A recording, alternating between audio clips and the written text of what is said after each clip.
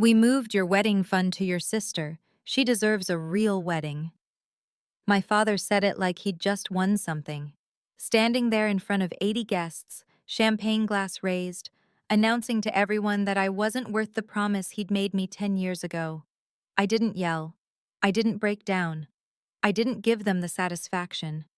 I looked at my fiancé, the man my family had spent 3 years calling unemployed, lazy, not good enough. Marcus stood up, pulled out his phone, and calmly asked, "Should I show them what I actually do for a living?" My sister's confidence shattered instantly. My name is Wendy Torres. I'm 29 years old. And this is the story of how my family discovered that the son-in-law they dismissed as a loser had just signed a contract with the Department of Defense. If you're watching this, please subscribe and let me know where you are watching from. To understand what happened that night at the Belmont, I need to take you back 10 years. Back to when I still believed that promises made by parents were sacred things, unbreakable as bone. I was 19 years old, fresh out of high school, standing in my grandmother's backyard with a diploma in my hand and hope blooming wild in my chest. My father had gathered the whole family, aunts, uncles, cousins, neighbors who might as well have been family, and he'd made an announcement. "I'm setting aside $10,000 for each of my daughters," he declared, his voice thick with pride. "A wedding fund. For when they find the right person and start their own families." Everyone clapped. My mother beamed. My sister Sarah, 16 at the time and already the family's golden child, smiled like she'd won something she hadn't yet earned. "And me?" I cried. Actually cried. Because I thought that moment meant something. I thought it meant my father saw me, valued me, loved me the same way he loved Sarah. Looking back now, I should have noticed the signs that were already there. The way my mother's eyes lingered on Sarah when Dad mentioned the word wedding, like she was already calculating, already planning, already deciding which daughter deserved more. The way my relatives nodded at Sarah but barely glanced at me. The way my father's hand rested on Sarah's shoulder during the photos, while I stood slightly apart, slightly forgotten. But I was 19 and naive. I believed that promises made in front of family were binding contracts written in love. I had no idea that love, in my family, had always come with conditions I couldn't see, conditions I wouldn't understand for another decade. The years between that promise and the night at the Belmont were filled with small cuts. Paper cuts, really. The kind that don't seem like much until you realize you've been bleeding for years. Every Thanksgiving, the questions came like clockwork. "So, Wendy, still doing that computer art thing?" Meanwhile, Sarah's promotion at the investment firm got a standing ovation. Her MBA acceptance letter was framed and hung in the hallway. Her boyfriend's job at Goldman Sachs was mentioned so often I could recite his title in my sleep. I chose graphic design, freelance work, building brands for startups and small businesses from my apartment. "Why can't you get a real job?" my mother asked every time I visited. "Something stable, like your sister."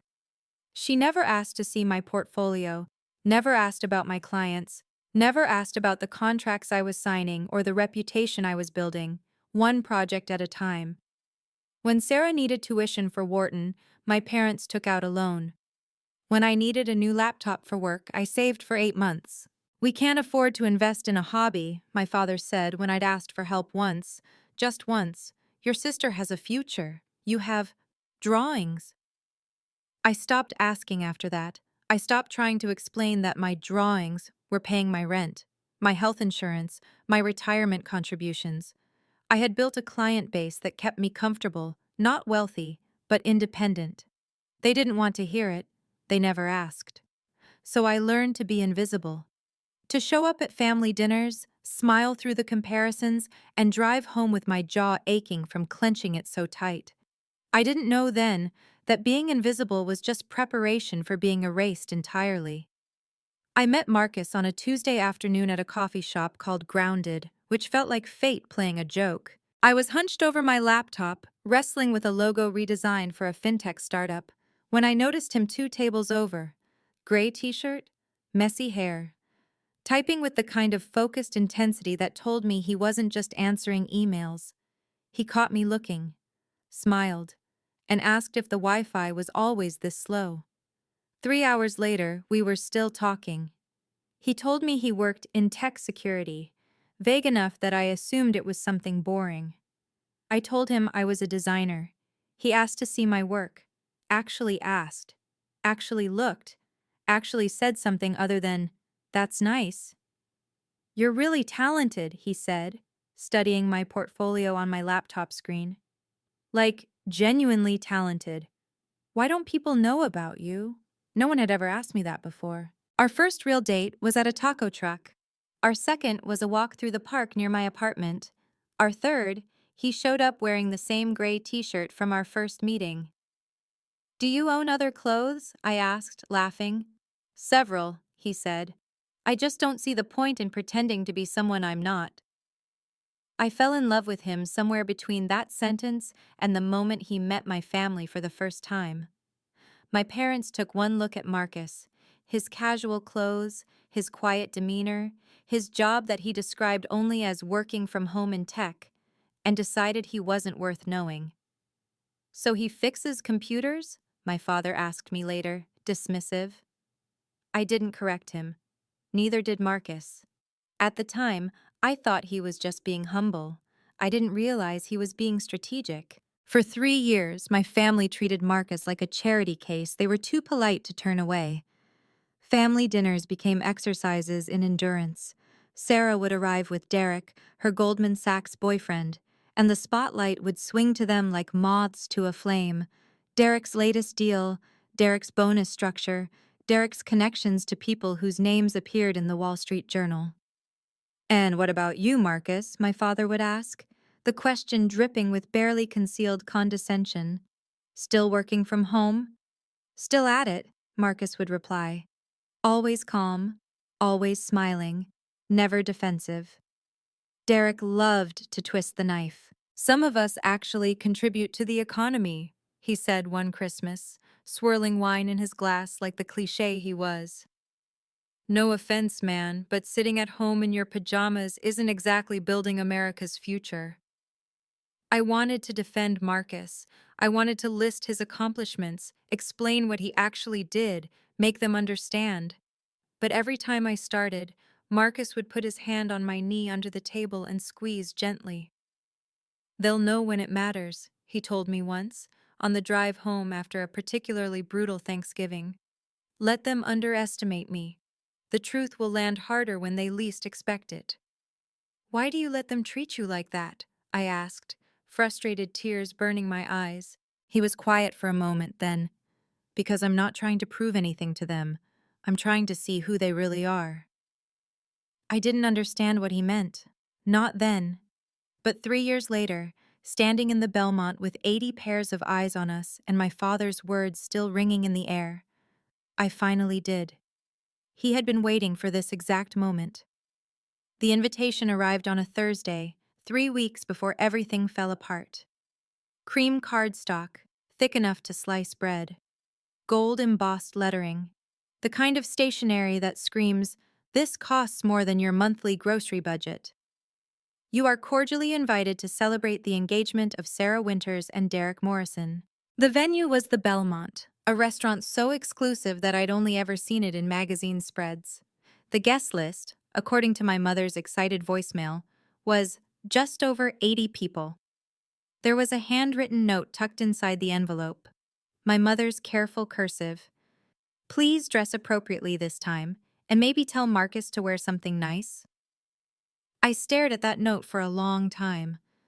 "We don't have to go," Marcus said, reading over my shoulder. His hand found mine, warm and steady. "She's my sister. They're my parents. That doesn't mean they get to make you feel small." But I went anyway. Because somewhere inside me, buried under years of disappointment and dismissal, there was still a small, stubborn hope. A 19-year-old girl who believed that love could be unconditional. That family meant something. That maybe, this time, things would be different. I spent 2 hours choosing an outfit. A sage green dress. Nice, but not too nice. Elegant, but not attention-seeking. The kind of dress that says, I'm trying, without saying, I'm trying to outshine anyone. Marcus wore slacks and a button-down shirt. No tie, no suit jacket. Derek would probably be wearing something that cost more than our rent. You look worried, Marcus observed as we drove to the restaurant. I have a bad feeling, I admitted. Like something's going to happen. He didn't respond, but I saw his jaw tighten almost imperceptibly, like he knew something I didn't.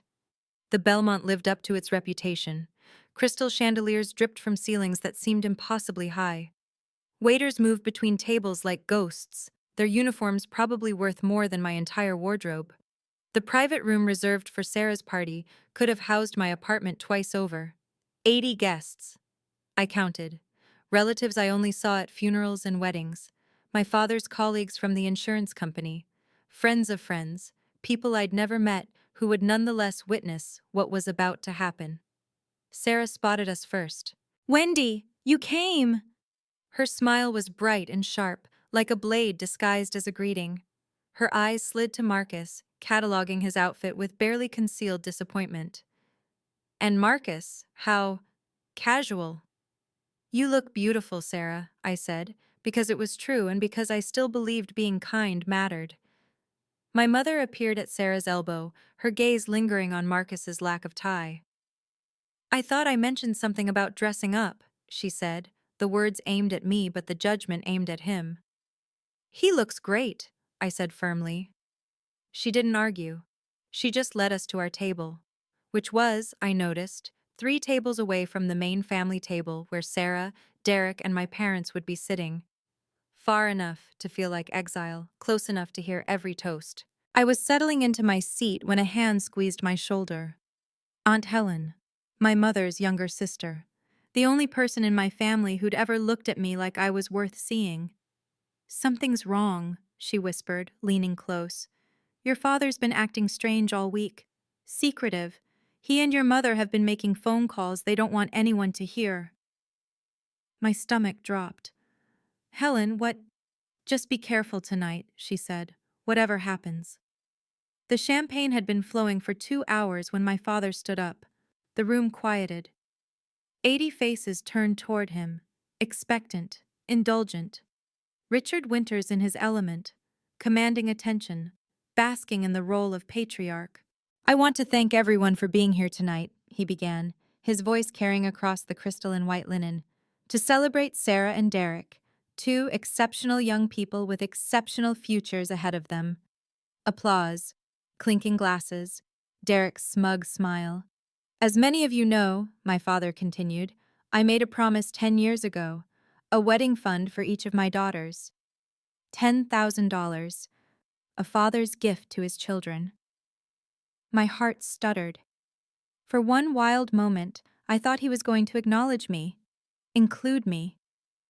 Finally see me as equal. But tonight, I'm announcing a change. The room fell silent. We've decided to move Wendy's portion of the wedding fund to Sarah. The words landed like stones dropped into still water. Sarah is marrying a man with a real future, a real career. She deserves a real wedding. He paused, and when he spoke again, his voice was louder, more confident. Not a backyard ceremony with someone who doesn't even have a real job. My mother nodded, her face arranged in an expression of sad agreement. Sarah's lips curved into a smile she didn't quite manage to hide. 80 people stared at me, some with pity, some with curiosity, a few, and I'll never forget this, with something that looked almost like satisfaction. The invisible daughter, finally visible, but only in her humiliation. I felt Marcus's hand find mine under the table, steady, calm, warm. And when I looked at him, I saw something unexpected in his eyes. He wasn't shocked, he wasn't angry, he was waiting. In the silence that followed my father's announcement, I had exactly 3 seconds to decide who I was going to be. I could cry. That's what they expected. The weak sister finally pushed to her breaking point, dissolving into tears while Sarah comforted me with false sympathy. I could scream, make a scene, storm out and give them a story to tell at every family gathering for the next 20 years. Remember when Wendy had that meltdown at Sarah's engagement party? I could shrink, smile, pretend it didn't hurt, add this wound to all the others and bleed quietly where no one could see. But I was 29 years old. I had spent a decade being invisible, dismissed, diminished. I had built a career from nothing. I had found a man who loved me without conditions. I was done shrinking. I straightened my spine, lifted my chin, and when I looked at Marcus, I didn't ask for rescue. I asked a question with my eyes.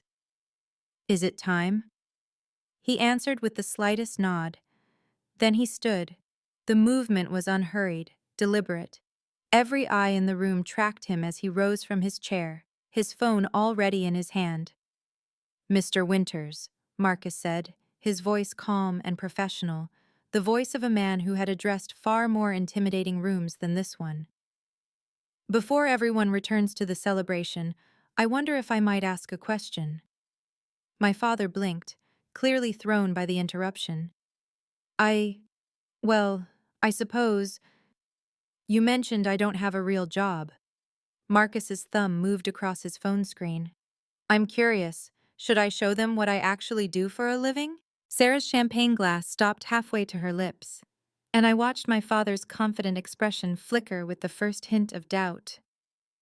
Now, I need to pause here for just a moment, because if you're feeling even half as angry as I was in that moment, I want to hear from you. Have you ever been underestimated by your own family? Made to feel invisible at the exact moment you needed to be seen? Drop a comment and tell me your story. What happened next in that restaurant shocked everyone, including me. But before I continue, make sure you hit that subscribe button so you don't miss how this ends. Okay, back to the Belmont. But Marcus didn't show them. Not yet. Because before he could, Sarah seized her moment. Wait. She stood, champagne glass in hand, her smile wide and performative. Before we get sidetracked, I just want to say something. My father looked relieved at the interruption. Marcus sat back down slowly, his phone still in his hand, his expression unreadable. First of all, Sarah began, turning to address the room like she was accepting an award, I want to thank Mom and Dad for their incredible generosity. This means so much to me. She pressed a hand to her chest. I recognized the gesture, practiced in front of mirrors since childhood. I know some people might think this is unfair. She glanced at me, and the pity in her eyes was perfectly calibrated. But the truth is, Wendy and I have always had different paths, different priorities, different capacities. A few uncomfortable chuckles rippled through the crowd. Some of us invested in education, in careers, in stability. Sarah's voice took on a harder edge. And some of us chose to, well, experiment, live like college students into our late 20s. Derek laughed, actually laughed. Let's be honest, babe. Some people contribute to society, and some people draw pictures on their laptops. More laughter, louder this time. My father joined in. No offense to Marcus, Derek added, raising his glass in mock salute. But some of us actually build things. We don't just play with computers. I watched Marcus absorb the insult like water rolling off stone. His thumb moved almost imperceptibly across his phone screen, still waiting, still calm. To Sarah, Derek announced, the sister who actually has her life together. Glasses clinked, people drank, and I sat there, watching my family dig their own graves, one word at a time. The cruelty didn't stop with Sarah and Derek. Once the seal was broken, others felt permission to pile on. Uncle Robert, my father's older brother, the one who'd made his fortune in real estate and never let anyone forget it, raised his glass from 2 tables over. Richard's absolutely right, he declared, his voice carrying. You have to invest in the child with potential. No sense throwing money at a lost cause. He didn't look at me when he said it. No one did. Cousin Patricia leaned toward her husband and whispered something behind her hand. The word freelancer reached me, dripping with contempt. My mother's friend Deborah, a woman I'd known since childhood, shook her head sadly. "It's such a shame," she said, loud enough for me to hear. "Wendy had such potential when she was young." I felt the walls closing in. 80 people, and not one of them willing to meet my eyes except to pity me. Then Aunt Helen's voice cut through. "This isn't right." The whispers stopped. My father's head snapped toward his sister-in-law. "Helen," my mother warned. "No, Diane, this isn't right, and you know it." Aunt Helen stood, her chin high, her eyes blazing. "You made a promise to both your daughters, in front of this family. Breaking it now, like this, in public. Helen." My father's voice was sharp. "You don't understand the financial situation. I understand favoritism. I've watched it for 30 years. "That's enough," my mother hissed. Aunt Helen sat down, but her eyes found mine across the room. "I tried," they said. "I'm sorry." I nodded slightly. It meant more than she knew. But it wasn't enough to stop what was coming. Nothing could stop that now. Marcus shifted in his seat beside me. His thumb hovered over his phone screen, waiting for the right moment. The room had settled back into uncomfortable celebration when Marcus stood again. This time, he didn't ask permission. "Mr. Winters." His voice was calm, measured, the voice of someone who had faced boardrooms full of skeptics and emerged victorious. "I have a genuine question." My father straightened, a flicker of irritation crossing his features. "I think we've said everything that needs—" "When you say, 'I don't have a real job,'" Marcus continued, as if my father hadn't spoken, "what exactly do you mean by that?" Silence fell like a curtain. "Well," my father cleared his throat, glancing around for support. "No offense, son, but working from home on a laptop isn't exactly contributing to society. It's not like you're building anything. You're not making deals like Derek here. You're just playing with computers," Marcus offered. "Exactly." Derek seized the opening like the opportunist he was. "Let me guess," he said, leaning back in his chair with smug confidence. "You're a freelance something? Web design? App development?" He made air quotes with his fingers. "Entrepreneur?" A few people laughed. "Something like that," Marcus said mildly. "I work at Goldman Sachs," Derek continued, puffing up. "We just closed a $15 million deal last quarter. That's what real success looks like. That's what contributing to society means." Marcus nodded slowly, thoughtfully, like a professor considering a student's incorrect answer. 15 million, he repeated. "That's impressive. For a single deal." Something in his tone made Derek's smile falter. Just for a moment. I noticed Marcus glance at his phone. I caught a glimpse of the screen, an email. The sender's name partially visible. CFO, Cyber Vault Security. My breath caught. He was still waiting, building the tension like a master storyteller. But the moment was coming. I could feel it. Derek Morrison had never known when to stop. It was what made him successful at Goldman Sachs, I suppose. The inability to recognize when he'd pushed too far. The confidence that came from never facing real consequences. "Look, Marcus." Derek stood now, adjusting his cufflinks, a gesture I'd seen him perform a dozen times at family dinners. "I don't want to embarrass you, but let's be real here." "Please," Marcus said, "be real." "I closed $15 million in deals last quarter. My team manages portfolios worth hundreds of millions. We work with Fortune 500 clients, hedge fund managers, real players." He paused for effect, making sure the room was paying attention. "What do you do? Seriously, you sit at home in your sweatpants, probably doing some IT support gig? Maybe building websites for what, small businesses?" Sarah nodded along, her confidence restored. "Derek's being modest. His Christmas bonus alone was probably more than you make in a year." "Probably," Marcus agreed. The agreeableness confused them. I could see it in their faces. They expected defense, deflection, embarrassment. Instead, Marcus was handing them rope. They had no idea they were using it to hang themselves. "No offense, man," Derek said, reaching the crescendo of his performance. "But some of us build empires. Some of us make real money. And some of us," he gestured vaguely at Marcus, "some of us just exist." He sat back down, satisfied. Sarah squeezed his arm adoringly. My parents beamed at their successful future son-in-law. Marcus nodded again, that same thoughtful expression on his face. 15 million, he said softly. That's certainly a number. Derek's smile flickered, just for a second. Something in Marcus's tone had shifted, something that made the hair on my arms stand up. "Should I show you mine?" The room went still, not the uncomfortable stillness of before. This was different.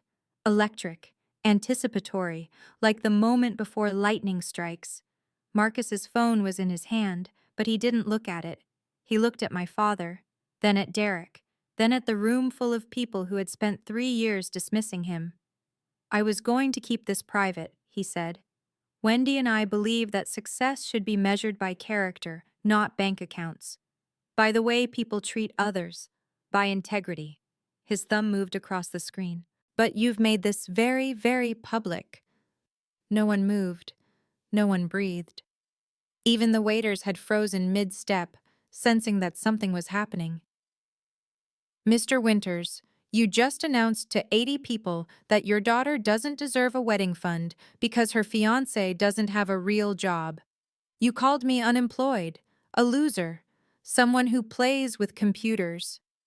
My father's face had gone pale. He sensed the shift but couldn't identify its source. "Derek, you just informed everyone that sitting at home in sweatpants isn't contributing to society, that I probably do it support." Derek's confident smile had frozen in place. "So, I think it's only fair," Marcus continued, his voice still calm, still professional, "that I show you what I actually do for a living." He turned his phone around. The screen was bright in the elegant lighting of the Belmont, bright enough that the people at the nearest tables could see it clearly. I heard someone gasp, then another, and then my father's voice, strangled. "What? What is that?" Marcus smiled, not triumphant, not vindictive, just calm. "That's Forbes magazine, Mr. Winters. Perhaps you've heard of it." The room erupted. The Forbes article glowed on Marcus's phone screen like a verdict. 30 under 30 in cybersecurity, the headline read. And there, in high definition, was my fiancé's face. The same calm smile, the same gray t-shirt. A photograph taken in what was clearly a professional office, surrounded by screens displaying code and security protocols. "Cyber Vault Security," Marcus read aloud, his voice carrying across the stunned silence. "Founded by Marcus Chen." He paused. "Sorry, they got the ethnicity wrong in the early coverage. Marcus Torres, currently valued at $47 million. The number hung in the air.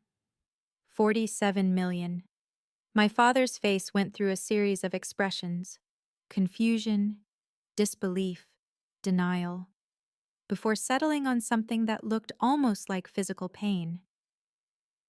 That can't," he stammered. "Would you like to verify it?" Marcus handed his phone to the person at the nearest table, my father's colleague from the insurance company.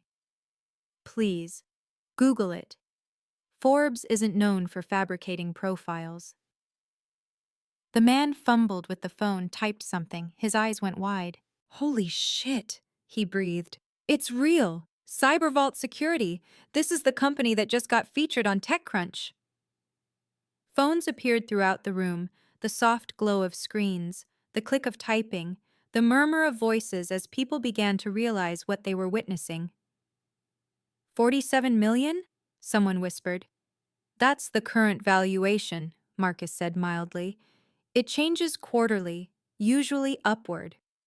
I looked at Sarah. Her champagne glass was trembling in her hand.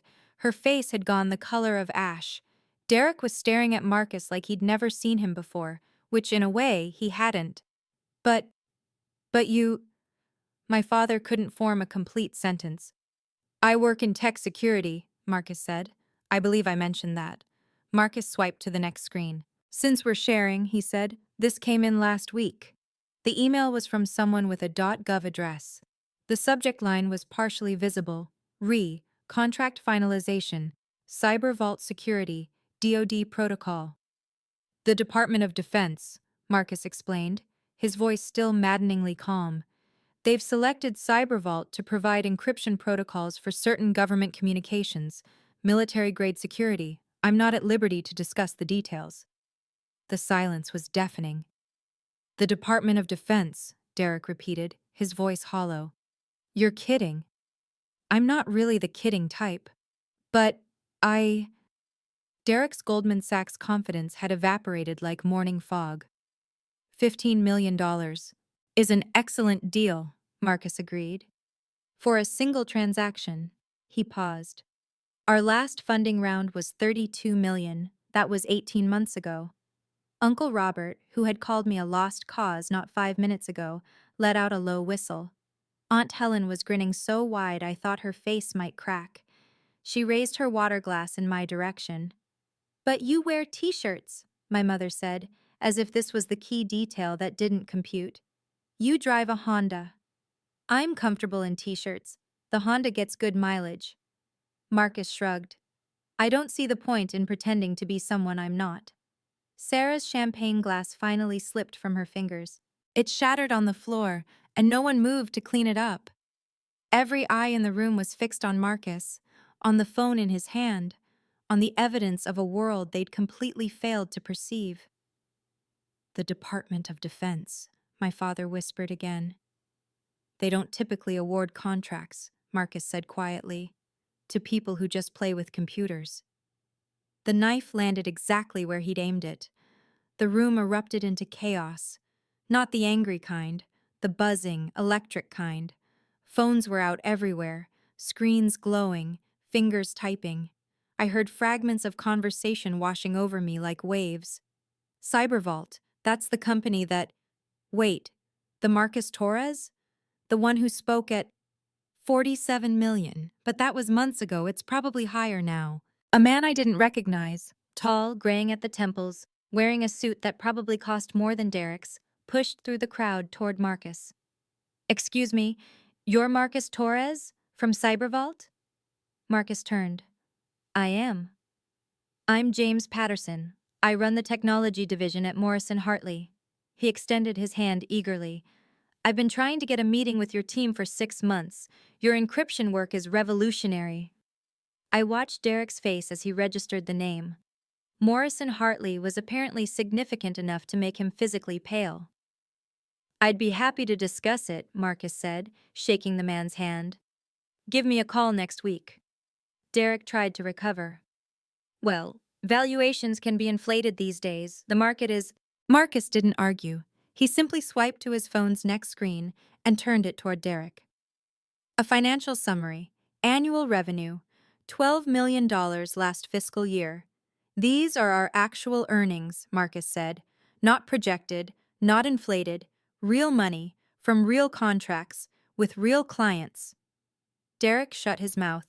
Aunt Helen's voice rang out across the room, bright with barely contained joy.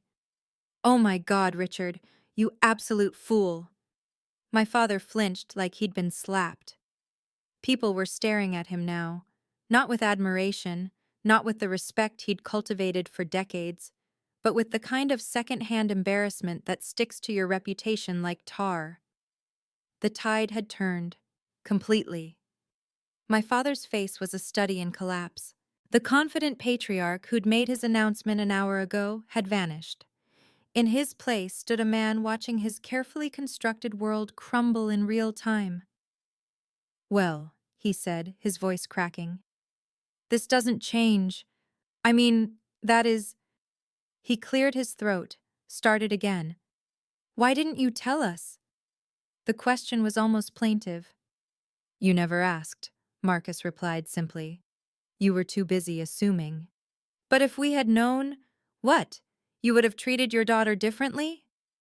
Marcus let the question hang. You would have given her the respect she deserved?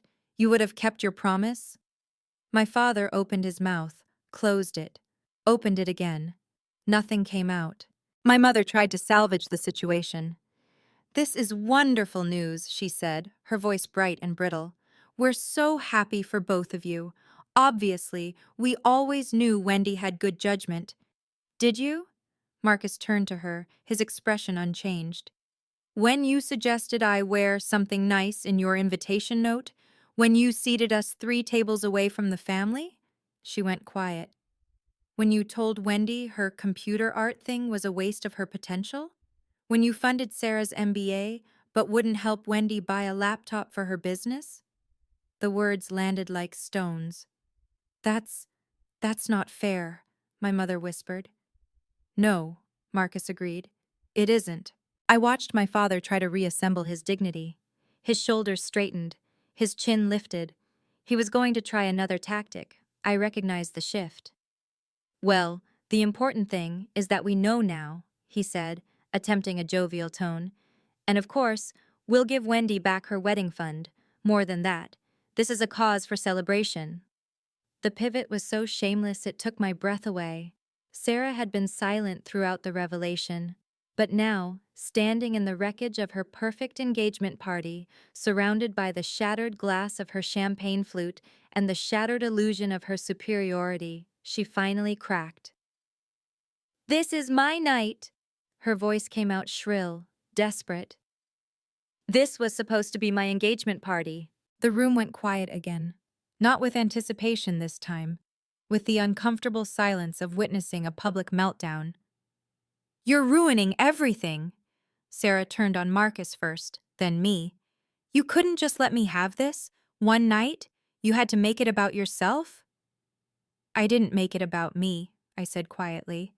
"Dad did." Sarah spun toward our father.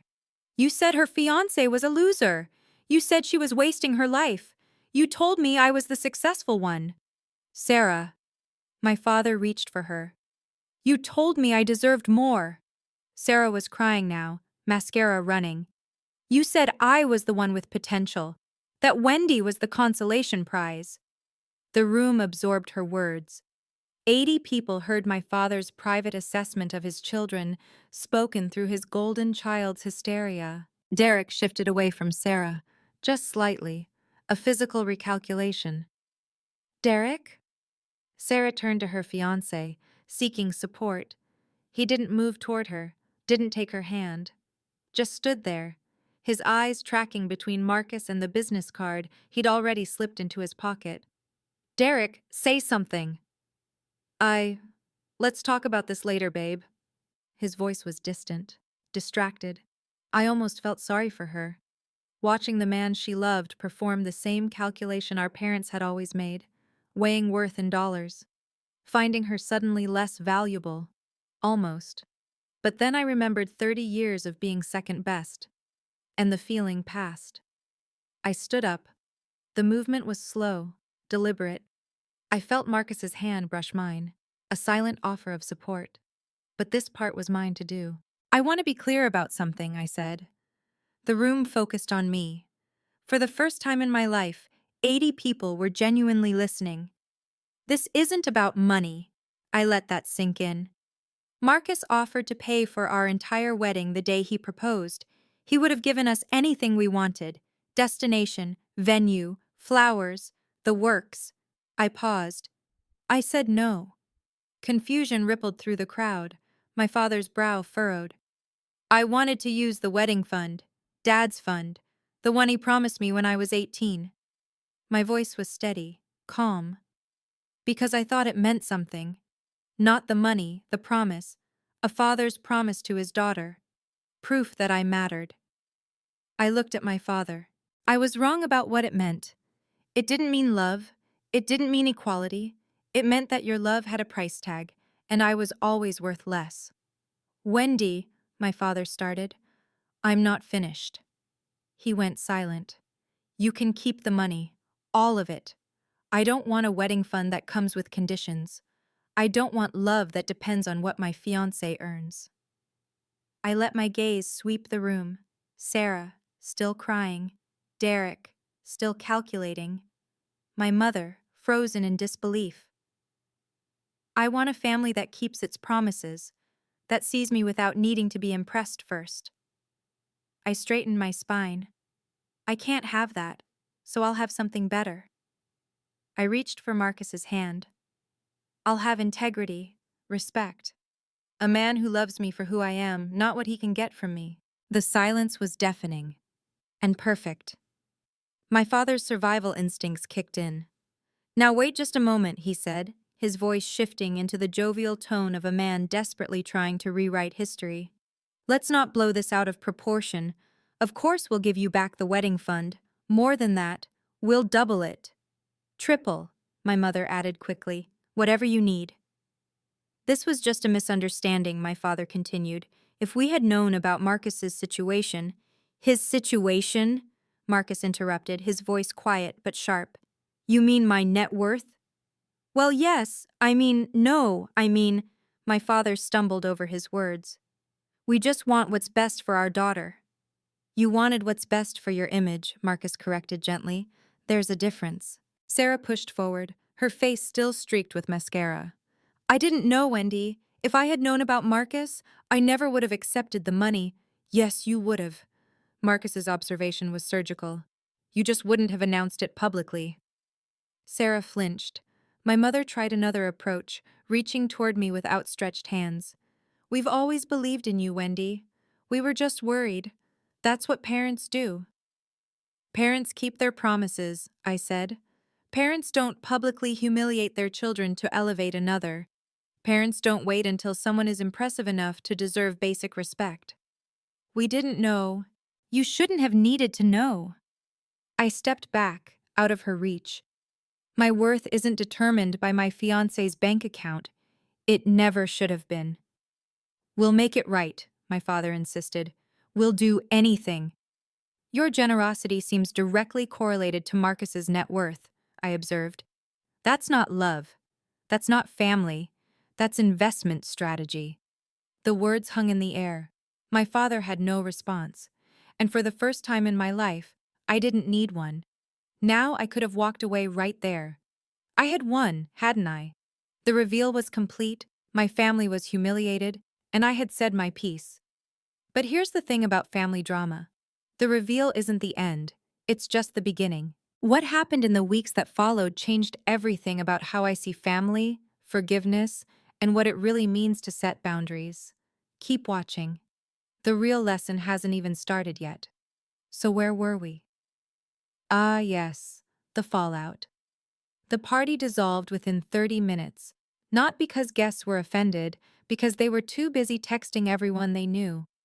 I watched phones glow in the dim lighting of the Belmont, fingers flying across screens. The Cybervault CEO, someone was whispering into their phone. No, I'm serious. He's been coming to their family dinners for 3 years, and they thought he was unemployed. The story was already spreading. By midnight, it would be a fixture in our city's professional circles. By the next week, it would be the only thing anyone talked about at the insurance company where my father worked. James Patterson, the tech executive who'd introduced himself to Marcus, lingered by our table. I meant what I said about the meeting, he told Marcus, handing over a business card that probably opened more doors than my father's entire career. Your work is genuinely impressive, revolutionary even. I appreciate that, Marcus said. Call my office Monday. Derek watched the exchange with naked envy. Then, with the shamelessness that Goldman Sachs apparently breeds into its employees, he approached. Marcus. He extended his hand. I feel like we got off on the wrong foot. We should talk. I have some clients who might be interested in your services. Marcus looked at Derek's hand for a long moment. I'll have my assistant send you the public contact information, he said finally. No promises. It wasn't a refusal. It wasn't an acceptance. It was worse. It was indifference. Derek's hand dropped. Sarah stood alone near the broken champagne glass. which someone had finally cleaned up. Derek was supposed to be comforting her. Instead, he was networking. Aunt Helen caught my eye across the room and raised her water glass in a toast. I raised mine back. Some victories are quiet. This one echoed. The phone calls started the morning after. 47 missed calls in 5 days. 47. I didn't answer a single one. My father's messages progressed through the stages of grief in voicemail form. First, jovial denial. Wendy, let's have lunch. Talk this through like adults. Then bargaining. We've set aside 30,000 for your wedding. More than fair, don't you think? Then anger. You're being unreasonable. We're your parents. We deserve a response. I deleted them all. My mother tried guilt via text. We can't sleep. Your father is heartbroken. Please call us. Sarah sent a 3-page message explaining how none of this was her fault, how she'd been manipulated by our parents' favoritism, how she was also a victim. There was no apology. Meanwhile, something strange was happening to my business. New client inquiries started flooding in. People who'd been at the party. People who knew people who'd been at the party. Suddenly, being the woman who'd stood her ground at the Belmont was excellent for my brand. I saw what happened, one potential client said on a consultation call. Anyone with that much composure under pressure? That's who I want designing my company's image. Marcus received partnership inquiries too, including one from Derek's firm, which he politely declined. Aunt Helen showed up at my apartment 3 days later with wine and wisdom. I've been waiting 30 years for someone to stand up to that family, she said, settling onto my couch. Your grandmother would have loved Marcus. She always said the quiet ones were the most dangerous. Did you know? I asked. About Marcus? She smiled. I suspected. A man that confident with nothing to prove? Either a fool or a king. She raised her glass. Turns out, he's a king. Aunt Helen was also my source for the news about Derek. He's pulling back, she told me 2 weeks after the party. Your sister called your mother crying, says he's been distant, cold, making excuses not to spend time together. I wasn't surprised. I'd watched him pivot in real time at the Belmont, his attention shifting from Sarah to Marcus like a compass finding true north. She thinks it's about the engagement party, Aunt Helen continued. The public embarrassment. It's not about that. No, she agreed. It's about the fact that your sister suddenly isn't the most valuable connection in the room. Derek's a climber, always has been. Sarah was a rung on his ladder. The call came 3 days later, Sarah sobbing. He's being so different, Wendy. Ever since the party, he barely looks at me anymore. Part of me wanted to feel vindicated. Part of me wanted to say, now you know how it feels to be valued for what you can provide. But there was another part, smaller, quieter, that remembered the sister I'd had before we became competitors, before our parents made love a zero-sum game. I'm sorry you're going through this, I said, and I meant it. Can you talk to Marcus? Maybe if Derek could network with him, things would go back to normal. The request was so tone-deaf it almost took my breath away. No, Sarah, I can't fix your relationship, and I can't make Marcus be a business opportunity for your fiancé. But, I'm sorry, genuinely, but this isn't my problem to solve. I hung up. She didn't call again for weeks. Later I learned that Derek had been seen having lunch with Marcus. Networking. Positioning. He'd used my fiancé to climb while his own engagement crumbled. Some people never change. The professional consequences landed harder than the personal ones. For my father, the fallout was slow but unmistakable. His colleagues at the insurance company had all heard the story. The Belmont incident had become office legend. The middle manager who'd publicly humiliated his daughter, only to discover his unemployed future son-in-law was worth more than the entire company. Your father's been quiet lately, Aunt Helen reported. Keeps to himself at work. Someone told me his boss made a comment about family values during a meeting. Nothing direct, but pointed enough to sting. He didn't lose his job. He didn't get demoted. But his standing had shifted, subtly and permanently. The respect he'd spent 3 decades cultivating had developed cracks. Derek's trajectory was more complicated. His pursuit of Marcus backfired in ways he hadn't anticipated. At one of their networking lunches, a mutual contact had asked about the engagement party. Marcus had answered honestly. He called me unemployed at his fiancé's party. Interesting judgment for someone in finance. The comment spread. Derek's deal-closing reputation acquired an asterisk. Not ruined, but tarnished. The kind of mark that matters in a world where reputation is currency. He made it through the next round of promotions, Aunt Helen told me, but barely. Someone on the committee mentioned concerns about his interpersonal judgment. I didn't gloat. There was no satisfaction in watching other people's lives fall apart. But there was something, validation maybe, the universe confirming what I'd always suspected, that character matters, that how you treat people when they seem powerless says more about you than any resume. My father and Derek had shown who they were. Now everyone else knew too. Justice isn't always dramatic. Sometimes it's just the truth, finally visible. And the truth has a long memory. 3 weeks after the party, the request came. Not a voicemail this time. Not a text. An actual letter, handwritten in my mother's careful cursive, delivered to my apartment like a formal summons. Dear Wendy, we know we've made mistakes. We know we hurt you. Please give us the chance to apologize properly. A family meeting, just the four of us. We love you. We've always loved you. Please let us prove it. Mom and Dad. I read the letter 3 times, then I handed it to Marcus. What do you want to do? He asked. I don't know. Do you want to see them? I thought about it, really thought about it. Not about what I should do, or what would be mature, or what would be expected, just what I wanted. I want them to understand, I said finally, not to apologize because they got caught. I want them to understand why what they did was wrong. Marcus nodded. Then let's do it. On your terms. So I wrote back. Not a letter, a text message, short, clear, non-negotiable. I'll meet with you. At my apartment, Marcus will be present. If you can't respect those conditions, there's nothing to discuss. The response came within minutes. Yes, of course. Whatever you need. I spent the next 3 days preparing.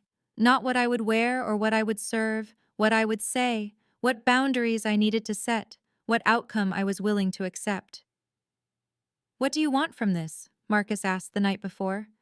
I looked at him, this man who had seen my family at their worst and loved me anyway. I want them to understand that their love can't have conditions anymore, or it won't be part of my life. He took my hand. Then tell them. They arrived at exactly 7 o'clock. My parents stood in my doorway like they'd never seen the place before. In fairness, they'd only visited twice, both times briefly, both times with comments about the size of my kitchen. Thank you for seeing us, my mother said, her voice uncharacteristically small. I led them to the living room. Marcus was already there, sitting in the armchair by the window. A quiet presence. A witness. My father cleared his throat. Wendy, we're sorry. For what, exactly? He blinked. For everything. The party. The announcement. The 30 years of treating me like a consolation prize. I kept my voice even. The constant comparisons. The broken promises. The assumptions about Marcus. We didn't know. That's the problem, Dad. I leaned forward. Your love shouldn't depend on knowing. It shouldn't require me to prove that my fiancé is successful enough to deserve basic respect. My mother tried a different approach. We were just worried about you. That's what parents do. We worry. Worry looks like asking questions, listening, offering support. I met her eyes. Not publicly humiliating your daughter at her sister's engagement party. We never meant to hurt you. But you did. You've been hurting me for years. Every comparison to Sarah, every comment about my career, Every time you funded her future while telling me mine was a waste. My father's shoulders sagged. We thought, we thought we were protecting you, pushing you towards something stable. You were pushing me away. The words came out steady, but they carried the weight of 30 years. And now I need you to understand something. They both looked at me. I don't need your apology to know my worth. I know my worth. But if you want to be part of my life, things have to change. The doorbell rang. I hadn't expected anyone else. But when I opened the door, Sarah stood there, her face bare of makeup, her eyes red-rimmed. I know I wasn't invited, she said quickly. Please, just give me 5 minutes. I looked at my parents. My father seemed uncomfortable. My mother looked away. I let her in. Sarah sat on the edge of my couch, perched like a bird ready to flee, the golden child stripped of her shine. I wanted to apologize, she began. For what? She flinched at the echo of my earlier question to our parents. For taking the money. For what I said at the party. For spending 30 years competing with me like our parents' love was a finite resource.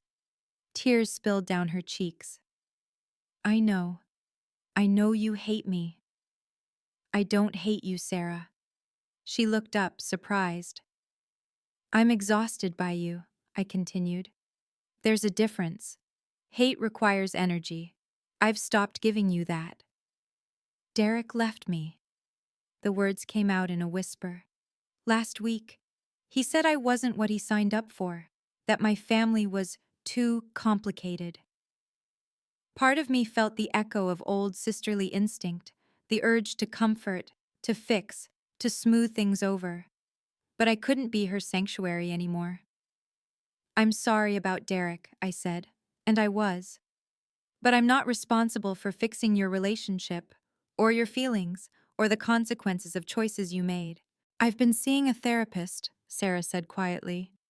She says I've spent my whole life performing for their approval, that I didn't know how to exist without being the favorite. For the first time, I saw something real in my sister's eyes. That must be hard to realize, I said. It wasn't forgiveness, but it was a start. With everyone gathered in my small living room, I laid out my terms, not demands, not ultimatums, terms, conditions for moving forward. First, I said, no more comparisons between Sarah and me, not about careers, not about relationships, not about anything. We are different people with different lives. That's not a competition. My parents nodded. Second, Marcus is to be treated with respect. Always. Not because of his company or his net worth, because he's my partner and I love him. More nodding. Third, the wedding fund is off the table. I don't want it. We're paying for our own wedding with our own money. It's not a punishment, it's a boundary. Your financial involvement comes with strings I'm no longer willing to accept. My father opened his mouth to protest, then closed it. Fourth, if you want to be part of my life, really part of it, you need to ask questions instead of making assumptions. Visit because you want to see me, not because you want to compare notes. Call to hear about my day, not to remind me of Sarah's accomplishments. I paused, letting the words settle. I love you. Both of you. That's not conditional. But my presence in your life is. If you can't respect these boundaries, you'll be guests at my wedding, not family. The silence stretched. Then my mother spoke, her voice thick.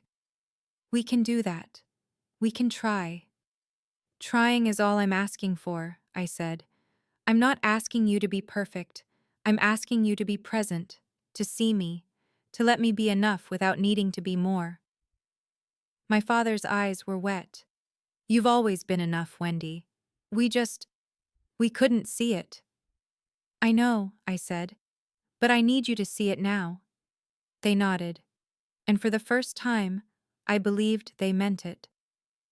6 months after the Belmont, I stood in my studio apartment, the one I'd upgraded to when my business grew, and looked at the wedding planning board on my wall. 50 guests, a vineyard in Napa, sunset ceremony, budget, $30,000. We could have afforded 10 times that. Marcus had offered repeatedly to expand the guest list, upgrade the venue, fly in rare flowers from wherever rare flowers come from. I said no. Every dollar on that board was ours. Earned by Marcus's company, yes, but also by my design work, which had grown 40% since the party. Word of mouth, referrals, reputation. Being the woman who kept her composure at the Belmont had become excellent branding. I'd hired my first employee last month, a 23-year-old named Jamie who reminded me of myself, full of doubt, brimming with talent, just needing someone to see it. "You're overthinking the color palette," Jamie said, appearing beside me with coffee. "The sage green is perfect. Trust your gut." "My gut got me into a family standoff at a five-star restaurant," I said. "Your gut also got you a company, a fiancé, and clients who actually pay on time." Jamie shrugged. "Seems like a good track record." Marcus came home as Jamie was leaving. He kissed me hello, surveyed the planning board, and smiled. "It's going to be perfect," he said. "It doesn't have to be perfect." "I know. That's what makes it perfect." I leaned into him, this man who had waited 3 years to reveal himself, not out of deception, but out of love. Who had let my family show their true colors so I could finally see them clearly. "Any regrets?" I asked. "About the party?" "About waiting, about not telling them sooner." He was quiet for a moment. "Not one." The family dinners were different now. Not weekly anymore, monthly, and at my apartment, where I controlled the guest list and the exit strategy. My parents were trying, really trying. The comparisons had stopped, the questions had started. "Tell me about this client," my father said at our last dinner, pointing to a design on my laptop that I'd accidentally left open. "The logo's interesting. What's the company do?" He still didn't fully understand my work, but he asked. That was new. My mother had started texting me pictures of things she saw that reminded her of my designs. A mural downtown, a book cover at the library, a font on a restaurant menu. "I don't know if it's your style," she'd write, "but I thought of you." She was learning to see me, slowly, imperfectly, but learning. Sarah and I had settled into something like détente, not sisterhood, not friendship, but a tentative truce. She texted me sometimes, pictures of her cat, updates about therapy, observations about our parents' new behavior. "Mom asked me about my feelings today," she'd written last week. "Not my job, my feelings. I think she's been reading self-help books." Derek was long gone. Sarah was dating someone new, a teacher, she said, someone who didn't care about climbing. "I think I like being unremarkable," she told me on the phone. "Just normal. Is that weird?" "That's not weird," I said. "That's healthy." The silence between us felt different than it used to. Less like a cold war and more like a pause. Two people who might, someday, find their way back to being sisters. Aunt Helen called it progress. I called it hope. Sometimes that's the same thing. One evening, curled on the couch with Marcus, I finally asked the question that had been haunting me. "Why did you wait so long?" He knew what I meant. 3 years of family dinners. 3 years of being dismissed, mocked, underestimated. 3 years of holding his silence while my family treated him like a pity case. "Why didn't you tell them?" Marcus was quiet for a moment. Then he set down his glass and turned to face me. "I wanted to see how they treated you when they thought you were all you had." The words landed softly. "Anyone can love someone successful," he continued. "Anyone can respect a CEO, a millionaire, a Forbes profile. That's easy. What I needed to know was how your family loved you when they thought there was nothing to gain." They failed. They failed spectacularly. He almost smiled. "But you passed." "Me?" "You never let them make you small, Wendy. You kept building your business, kept showing up for family dinners, kept loving people who didn't deserve it." He reached for my hand. "You passed the test they didn't even know they were taking." I thought about that. The years of invisibility, the constant comparisons, the way I'd kept going, kept creating, kept believing in myself even when no one else did. I wasn't hiding my success, Marcus said. I was testing theirs, their success at being a family. And now? Now you know exactly who they are. No illusions, no what ifs. He squeezed my hand. You can decide what role they play in your life with your eyes wide open. I leaned my head against his shoulder. You could have told me, I said. Would you have believed me? I thought about it. Really thought. No, I admitted. I had to see it. Exactly. The vineyard was golden in the sunset.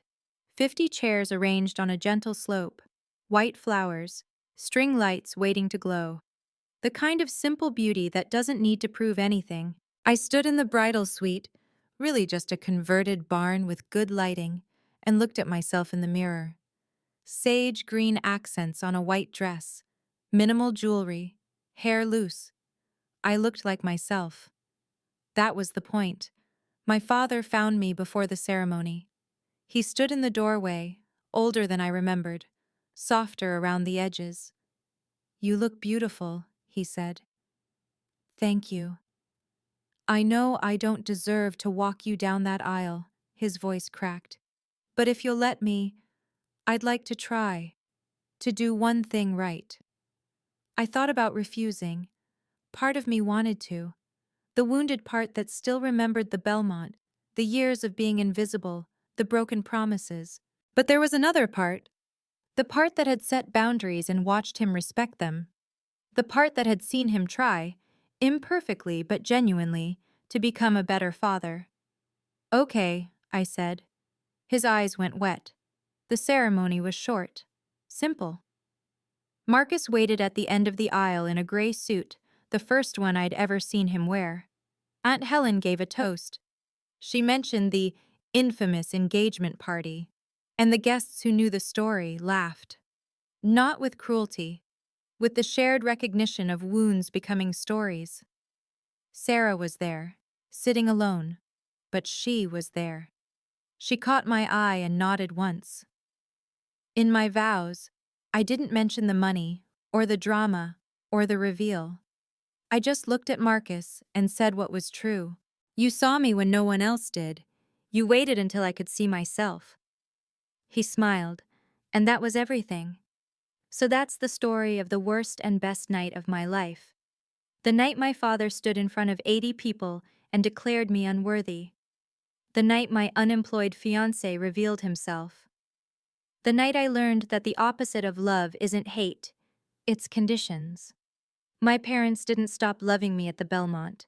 They just showed me what their love actually looked like. And I finally had the clarity to decide whether I wanted it.